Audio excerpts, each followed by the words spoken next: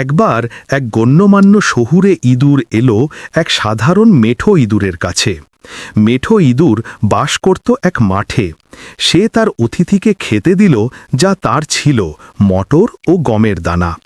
গণ্যমান্য ইঁদুর একটু খুঁটে খেয়ে বলল, তোমার খাবার এতই অপুষ্টিকর বলেই তুমি এমন রোগা। এসো আমার কাছে, দেখো কিভাবে আমরা থাকি। তখন মেঠো ইঁদুর চলল শহুরে ইঁদুরের কাছে। রাতের জন্য তারা মেঝের নিচে অপেক্ষা করল। লোকেরা এসে খেয়ে চলে গেল। তখন শহুরে ইঁদুর তার অতিথিকে খাবার ঘরে নিয়ে চলল এক গর্ত দিয়ে। তারা দুজনেই চড়ে বসল টেবিলের উপর।